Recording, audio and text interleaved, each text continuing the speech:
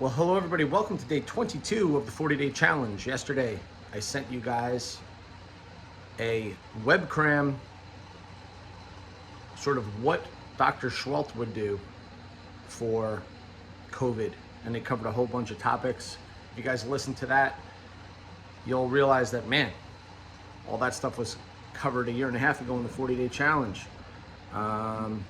Many familiar things. There's a couple of things that he recommended that you got to be aware of. One of the things that you may be familiar with is NAC and acetylcysteine. Good luck getting that on Amazon because you can't. We talked about NAC over a year and a half ago, and it is a precursor to glutathione. He doesn't talk about NAC very much, but we did. He just recommends it. There are other sites that you can get NAC from, and you can buy it in bulk. If you buy it in bulk, just be aware of, obviously how to dose it. Depending on, if you're just taking it for the purposes of COVID, 600 milligrams a day is okay. But there's a lot of research for people with autoimmune disease to be up to about 2,000 milligrams a day. But again, it is a precursor for glutathione, and he does mention it in there. I just want you guys to know that if you wanted to try to buy it on Amazon, you can't. It's one of those supplements that got banned because it got so much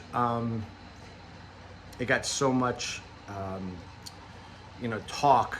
But guys, it is whatever. Do your own.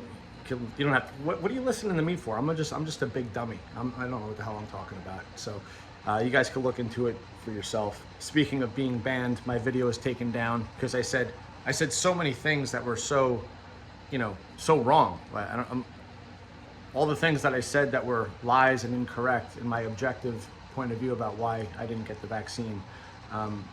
Again, I said me, not everybody else. I didn't say other people shouldn't be vaccinated. I just called into question whether or not, children should be vaccinated, and, healthy people, and certainly people that already had COVID, the millions of us that already had it, millions and millions, and had the antibodies, those types of questions. But you can't ask those things. You can't give, any reasons how and why people have been wrong in science for many, many decades. And then it takes decades for them to reverse their opinion. But anyway, NAC is one of those things, by the way, one of those supplements that was banned. And again, do your research on NAC.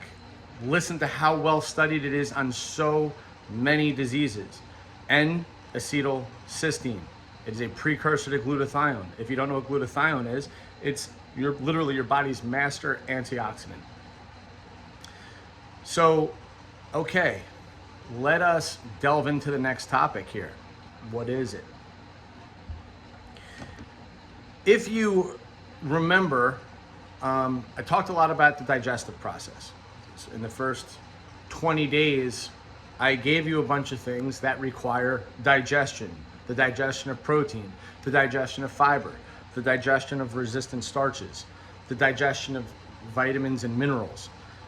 The problem is, and I alluded to it, the problem is that I don't recommend pumping your fiber up super fast or super high to people that have issues with their digestion, or have irritable bowel, or have Crohn's, or have this or that, SIBO, whatever. Same thing with resistant starches. Some people might have problems breaking down protein. Some people, without knowing it, will have problems breaking down fat. Why? Because it's bile that breaks fat down. Well, where does that come from? Well, that comes from your gallbladder. Your gallbladder, some of you may have it removed. Some of you may have gallstones. But where does that bile come from? It comes from your liver. And what is it that we talked about with the problem with getting heavy and overweight? Fatty liver disease. So if you have an organ that's in charge of a whole bunch of things, one of which is to produce bile, and then that bile becomes low quality and goes into a gallbladder that creates stones via several mechanisms. But for example, with women, high estrogen can lead to gallstones fairly easily. The point is that many gallbladders are removed in this country. It is a remarkable amount, staggering amount. So the quality, the The gallbladder health of this country is horrible, and we're doing it to ourselves. I just gave you a few reasons how and why that happens. But overall, just generally, if you don't have healthy organs, you're not going to have healthy bile. It is bile that emulsifies fat. Now, you may say, well, why does that matter? Because all of the omega vitamins that you're getting need to be emulsified. All the fat-soluble vitamins that you're consuming need to be emulsified. Now, I have to do a 1-hour video for my YouTube channel in order to sort of do certain things. And I've been contemplating, what do I need to do? What can I spend 1 hour talking about without little problem that will benefit everybody? What I'm going to do is I'm going to talk about vitamin D in a way that nobody has heard talked about. Now, medcram just put out a 1-hour video on vitamin D and the longitudinal research during COVID. I am going to do better than that. I am going to cite everything they cited, which is exciting and awesome. You guys have heard me talk about vitamin D, but I'm going to cite a half dozen things that don't get mentioned or don't, for some reason, aren't put together when it comes to vitamin D. But one of the things that they don't mention, I'll tell you right now, is that because vitamin D is a fat-soluble vitamin, if you can't emulsify, break it down, it is not as anywhere near as bioavailable to you if your gallbladder, if the bile that you're producing is unhealthy, which is most people. Again, just look at the staggering number of, just Google, how many gallbladders are removed in the United States each year. I don't remember what the number is, but it's insane how many it is. That's just in the year, and we're getting worse. Now, how many people are about to have it removed or have poor gallbladder function? The point is that if you're not emulsifying fats, you're not reaping the benefits of your omega vitamins and all your fat-soluble vitamins, which is vitamin A, D, E, K1, and K2. Now, that matters a lot, guys. Those vitamins do a lot of things, and I'm not going to talk about those vitamins, but I will talk about vitamin D in a 1-hour episode coming up. And here's the deal. It also hampers our ability to, so when I talk about digestion, if your digestion sucks, you can see how you can have trouble eating healthy foods, right? If I'm telling you to eat more protein, and each time you eat, you get acid reflux, or it just sits in your stomach for a long time, or I'm telling you to eat resistant starches or high fiber, and you're just, listen, guys, I'm not saying this to be disgusting. If you bet me $100, I could walk into the bathroom, take a poop, and wipe my ass and be out within 12 seconds. I'll bet you $100 I can. Just anybody, and you can look at it. I won't even flush. That's how long it would take me to take it. Now, I know many of you, it's 2, 3, 5, 10 minutes, and the quality of what's going into that toilet is scary, and it's consistent. This is absolutely not normal.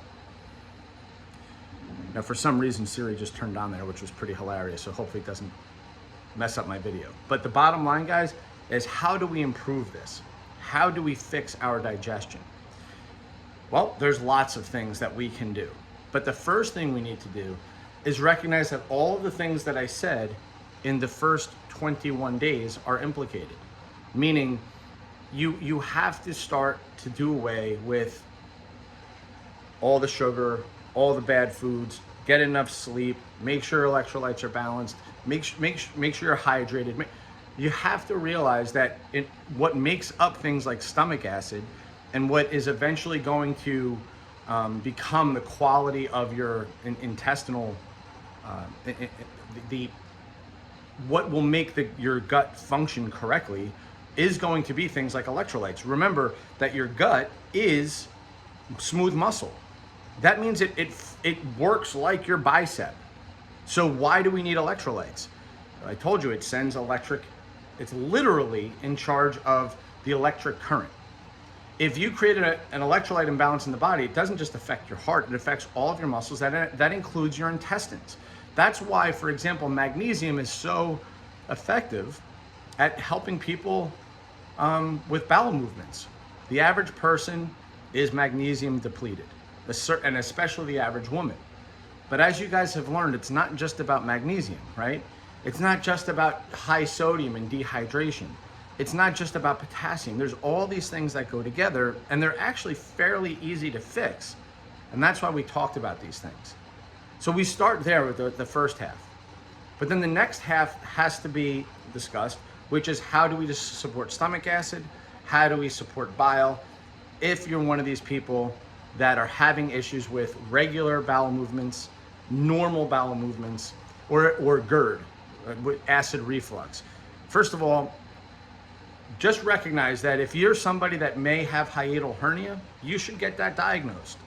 You may have arrhythmias in your heart because you have hiatal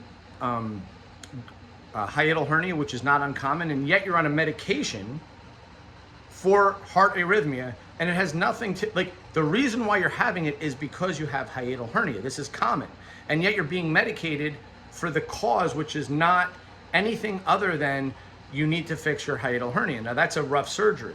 There's things you can do manually to yourself that could help tremendously if it's not a terrible hiatal hernia. But the point is that if you have stuff going on up here in your throat, in your esophagus, in your stomach,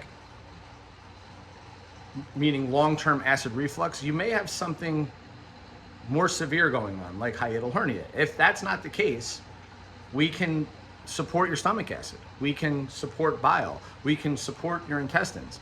And that's what I'll be talking about in the upcoming days. At the end of the day, I'm going to tell you a bunch of things. You do it, and if it works, great, right? If it works, great. If not, okay, then you need to figure out what's actually going on.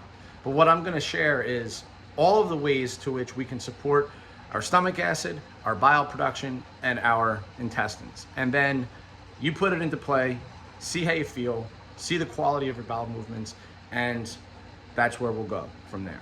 Okay, guys? Have a great rest of the day.